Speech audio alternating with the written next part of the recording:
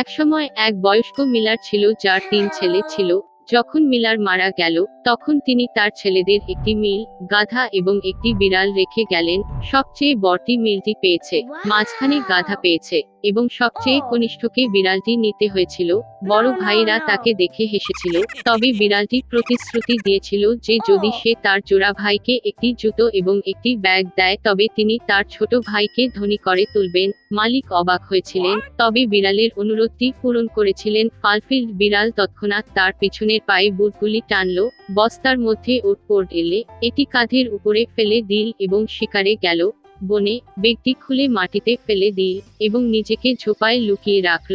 তাকে আর অপেক্ষা করতে হয়নি। একটি কৌতূহলী খরগোশ বস্তার দিকে ঝাঁকুনি দিয়ে ওঠে ওঠে উৎসবের জন্য উঠে গেল, এবং বিড়ালটি কেবল তার জন্য অপেক্ষা করছিল।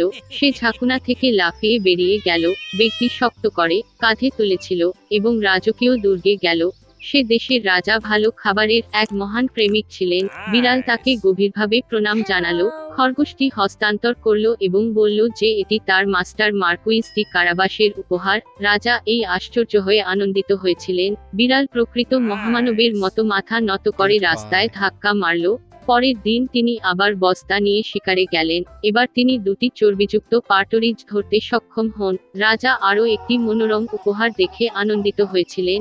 একাধিক সপ্তাহ ধরে বিড়াল রাজার কাছে পার্টরিজ এবং খড়ি পড়েছিল, তবে তিনি তার ক্ষুধার্ত মালিককে এ সম্পর্কে কিছুই বলেননি।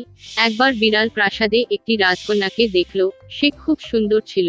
বিড়াল বুঝতে পেরেছিল যে সে তার মনিবের জন্য এক দুর্দান্ত স্ত্রী হবে, এবং তাই রাজা অবশেষে মার্কুইসের সাথে দেখা করতে চেয়েছিলেন। বিড়াল জবাব দিয়েছিল যে মিলগুলি যেখানে ছিল সেখানে তারা কাল তাকে বেড়াতে যেতে পারে, এবং সে নিজেই পুরো গতিতে দৌড়ে মিলের দিকে চলে গেল। মালিককে দেখে বিড়ালটি বলল যে কাল তাকে নদীতে সাঁতার কাটতে হবে, এবং তারপরে তার জীবন বদলে যাবে। পরের দিন সকালে তিনি জলে নামার সাথে সাথে বিড়াল তার জামাকাপড় ধরে ঝোপের মধ্যে লুকিয়ে রাখল। এই মুহূর্তে রাজকীয় গাড়িটি রাস্তায় হাজির। বিড়ালটি লাফিয়ে রাস্তায় উঠল এবং তার ফুসফুসের শীর্ষে চেঁচিয়ে বলল, আমাকে বাঁচাও, সাহায্য, মার্কুইস ডি কারাবাস ডুবে যাচ্ছে। এই শুনে রাজা মার্কুইসকে জল থেকে টেনে আনার আদেশ দিলেন। জন রক্ষী তাকে যখন নদীর বাইরে নিয়ে যেতে শুরু করলো, যেখানে তিনি গরম পানিতে ঝাঁকুনি দিচ্ছিলেন, তখন মিলারের ছেলে খুব ভয় পেয়ে যায়। রাজা তাকে তার সিল্কের পোশাক আনার নির্দেশ দিলেন। মিলারের ছেলে প্রথমে প্রত্যাখ্যান করেছিল, তবে তিনি স্বর্ণ সূচিকর্মযুক্ত পোশাকগুলি এত পছন্দ করেছিলেন যে তিনি সানন্দে রাজকীয় পোশাকটি পরেছিলেন। রাজা তাকে গাড়িতে আমন্ত্রণ জানালেন, যেখানে সুন্দরী রাজকন্যা বসেছিলেন। মিলারের পুত্র হতবাক হয়ে পড়েছিল, কিন্তু আরও কিছু না করে গাড়িতে উঠল। 1 মিনিট পরে গাড়িটি বিশাল ক্ষেত্রের মধ্যে বসবাসকারী দৈত্য মানুষ খাওয়ার সাথে সম্পর্কিত ক্ষেতগুলি এবং ঘাড়ে ঘুরে দেখা গেল। বিড়াল কোনো সময় নষ্ট করেনি, এবং আত্মা কি ছিল তা গাড়ির সামনে দিয়ে ছুটে গিয়ে ঘোষের দিকে এগিয়ে গেল, যেখানে কাটাররা তাদের ব্রাউটের ঘামে কাজ করছিল। তিনি তাদের জিজ্ঞাসা করতে বলেছিলেন যে এই ক্ষেত্রগুলি মার্কুইস ডি কারাবাসের অন্তর্গত, অন্যথায় দুষ্ট নরখাদকগুলি সেগুলি খাবে। বিস্মিত ছেলেরা উত্তর দিতে পারার আগেই রাজার গাড়িটি টেনে নিয়ে গেল, এবং রাজা যখন জিজ্ঞাসা করলেন তারা কাদের ঘাটগুলি, তারা একটি বন্ধুত্বপূর্ণ কোরাস উত্তর দিয়েছিল যে এই ক্ষেত্রগুলি মার্কুইস ডি কারাবাসের অন্তর্ভুক্ত। এদিকে বিড়ালটি সরাসরি মানব খাওয়ার দুর্গে চলে গেল। কৃপণতার কৌতূহল নিয়ে তিনি পাথরের প্রাচীরের উপরে ঝাঁপিয়ে পড়ে দুর্গে প্রবেশ করলেন। নানান খাবার দিয়ে ভরপুর বিশাল টেবিলে বসেছিল। দুটি ফুট দেখে এইরকম হতাশায় সে বিস্মিত হয়েছিল। বিড়াল দৈত্যটিকে জ্বালাতন করতে শুরু করে এবং বলেছিল যে সে সিংহ হতে পারে না। বিড়ালের এই কথাগুলি বলার সময় হওয়ার আগে নরখাদকটি একটি কুচকানো মাঠে বিশাল সিংহে পরিণত হয়েছিল। ভয় বিড়ালটির আত্মা তার বুকগুলিতে উঠে পড়েছিল, তবে তিনি এটি পরাভূত করে বলেছিলেন যে নরখাদক কখনোই ইঁদুর হিসাবে পরিণত হতে পারে না। ভয়ানক সিংহ অদৃশ্য হয়ে গেল এবং তার জায়গায় একটি ছোট্ট ইঁদুর উপস্থিত হল, এবং বিড়ালটির কেবল এটির প্রয়োজন ছিল। চোখের পলকে তিনি মাউসটি ধরেছিলেন এবং এটি খেয়েছিলেন। এই সময়ে রাজকীয় গাড়ি দুর্গের উঠোনে প্রবেশ করেছিল। গাড়ির দরজা খোলার সাথে বিড়াল নম্রভাবে মাথা নত করলেন এবং বললেন যে তিনি মার্কুইস ডি কারাবাসের দুর্গে সবাইকে দেখে খুশি হয়েছিলেন। এই কথাগুলি শুনে আশ্চর্য হয়ে কে আর অসার ছিল তা বলা মুশকিল। রাজা বা মিলারের পুত্র, যিনি ইতিমধ্যে কিছু বুঝতে পারেননি, বিড়াল অতিথিদের টেবিলে নিয়ে গেল। রাতের খাবার শেষে রাজা পুরোপুরি খেতে খেতে বললেন, মার্কুইস সত্যিই খুব যোগ্য ব্যক্তি, তাই তিনি খুশিতে তার মেয়েকে বউয়ের কাছে উপহার দেবেন। রাজকন্যা খুশি ছিল, তরুণ, সুদর্শন এবং তদতিরিক্ত তিনি সত্যই ধনী মার্কুইস পছন্দ করেছেন লাইকেট। শীঘ্রই তারা একটি বিবাহ খেলেন। সুতরাং মিলারের ছেলে একটি রাজকন্যাকে বিয়ে করে রাজপুত্র হয়। তারা সকলেই সুখী জীবনযাপন করেছিল, বিশেষত বিড়াল, যিনি গর্বের সাথে উঁচু বুটে প্রাসাদটি গতিময় করেছিলেন। একসময় এক রাজা দূর দেশে বাস করতেন। তার একাদশ পুত্র ও এক কন্যা এলিজা ছিল। রাজপরিবারের বাচ্চারা তাদের সৎ মায়েদের জীবনে উপস্থিত না হওয়া অবধি ভালো ও নির্লিপ্ততা থাকত। কেউ জানতেন না যে নতুন রানী একটি দুষ্টু জাদুকরী। তিনি রাজার সন্তানদের ঘৃণা করতেন, সর্বদা তাদের সম্পর্কে অভিযোগ করতেন এবং দুর্গ থেকে তাদের বহিষ্কারের স্বপ্ন দেখতেন। দুষ্ট রানী দরিদ্র বাচ্চাদের এত অপমান করেছিল যে শীঘ্রই রাজা নিজেই তার কথায় বিশ্বাস করতে লাগলেন। প্রথমে তিনি তার মেয়েকে পাশের একটি গ্রামে বেড়ে উঠতে প্রেরণ করেছিলেন। সেখানে তার 15 বছর বয়স পর্যন্ত বেঁচে থাকার নিয়ত ছিল। দুষ্ট রানী ছেলেদেরও দূরে পাঠাতে চেয়েছিল, তবে তারা এখনো খুব ছোট ছিল। অতএব বাবা তাদের দুর্গে ফেলে রেখেছেন এবং এরপরে একদিন দুষ্টু জাদুবিদ্যার বাচ্চাদের ঘরে উঠল এবং রাজার পুত্রদের কাছে একটি জাদু। সে এগুলিকে 11 গুণ রাজহাঁসে পরিণত করেছিল এবং তারপরে উইন্ডোটি খুলল এবং যে ছেলেরা পাখি হয়েছিল তারা দুর্গ থেকে উড়ে এসেছিল। বছর পেরিয়ে গেল এবং এলিজা 15 বছর বয়সে পরিণত হয়েছিল।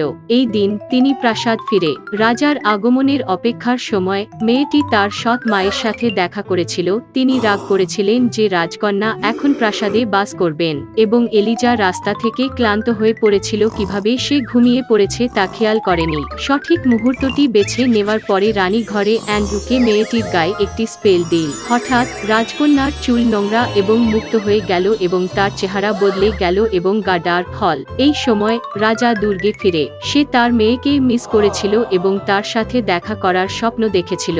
ঘরে দিউকেই রাজা দেখলেন যে রাজকন্যার বিছানায় থাকা মেয়েটি তার মেয়ের মতো নয়। তিনি রেগে গিয়ে অপরিচিত ব্যক্তিকে দুর্গ থেকে বের করে দেওয়ার নির্দেশ দেন। এলিজা রাত জঙ্গলে কাটাতে হয়েছিল। সকালে সে পুকুরে ধুয়ে ফেলল। বানানটি ঘুমিয়েছিল এবং মেয়েটি আবার একটি সৌন্দর্যে পরিণত হয়েছিল। তাৎক্ষণিকভাবে সে এক দয়ালু বুড়ির সাথে দেখা করল। তিনি রাজকন্যাকে বলেছিলেন যে প্রতি সন্ধ্যায় তিনি নদীর ধারে সোনার মুকুটে 11 জন রাজহাঁস দেখতে পান। তারপরে এলিজা জলে গেল। সূর্যাস্তের সময় রাজহাঁসগুলিও সেখানে উড়েছিল, যা সেই মুহূর্তেই তার ভাইতে পরিণত হয়েছিল। তারা তৎক্ষণাৎ রাজকন্যা এলিজাকে চিনে এবং তাকে জড়িয়ে ধরে। ভাইরা মেয়েটিকে বলেছিল যে দুষ্ট সৎ মা তাদের জাদুকরি করেছে এবং এখন প্রতিদিন সকালে তারা রাজহাঁসে পরিণত হয় এবং রাতে তারা তাদের আসল চেহারাতে ফিরে আসে। সকালে ভাইরা আবার রাজহাঁসে পরিণত হয়েছিল এবং মেয়েটিকে উইলো ছালির ঝুড়িতে রেখে এলিজাকে তাদের সাথে নিয়ে যায়। রাজকন্যা তার ভাইদের সাথে আকাশে উঠতে পেরে খুশি হয়েছিল।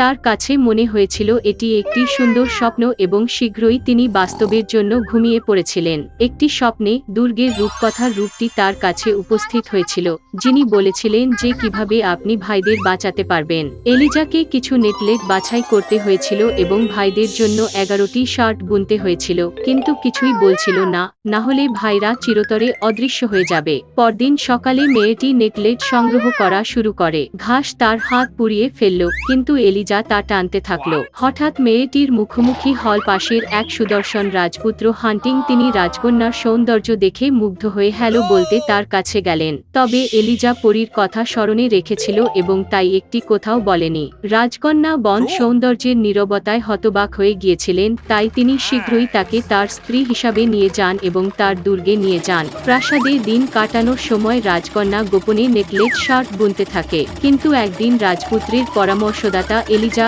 এই কাজটি করতে দেখলেন। তিনি গুজব ছড়িয়েছিলেন যে রাজকন্যা রাতে জাদুকর ছিল এবং তাকে গ্রেপ্তার করা উচিত ছিল। সময়ের সাথে সাথে রাজকুমারও বিশ্বাস করতেন যে তার স্ত্রী ডাইনি ছিলেন। তারপরে তিনি তার সৈন্য অন্যদের কন্যাকে কারাগারে বন্দী করার আদেশ দেন।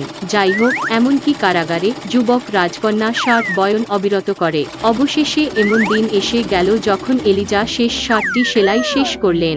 এই মুহূর্তে অন্ধকূপের দরজাটি খোলে এবং রাজকন্যাকে বিচারের জন্য নেওয়া হয়। তারা দরিদ্র মেয়েটিকে মৃত্যুদণ্ডের রায় দিয়েছে এবং এই মুহূর্তে বিচারক রায়টি পড়ার সময় 11 রাজহাঁস স্বর্গ থেকে নেমে এসেছিলেন। এলিজা তার স্কার্টের নিচে থেকে শার্টগুলি টেনে এনে পাখির উপরে ফেলে দিল। তার ভাইয়েরা সঙ্গে সঙ্গে মানুষ হয়ে গেল। তবে রাজকন্যার হাতে শেষ শার্টের জন্য হাতাতে পর্যাপ্ত নেকলেস ছিল না, তাই ছোট ভাইয়ের হাতের বদলে রাজহাঁস ছিল। তারপরে ভাইরা তাদের গল্পটি বললেন এবং রাজপুত্র, যিনি তার স্ত্রীর নিরপরাধতায় গভীরভাবে বিশ্বাস করেছিলেন, তিনি এলিজাকে ক্ষমা চেয়েছিলেন। রাজকন্যা সঙ্গে সঙ্গে তার স্বামীকে ক্ষমা করে দিল। অবশেষে ভাইরা মুক্ত ছিল এবং এলিজা খুশি হয়েছিল। একসাথে তারা দুর্গে ফিরে এসেছিল। বাবা তার বাচ্চাদের চিনতে পেরেছিলেন এবং বেশ কয়েক বছর ধরে তার সৎমাতা তাকে প্রতারিত করতে দেওয়ার কারণে নিজেকে ক্ষমা করতে পারেননি। আর দুষ্টু জাদুকরী নিজেই একটি কাকায় পরিণত হয়েছিল এবং পালিয়ে যায়, দুর্গে ফিরে আর কখনো আসে না।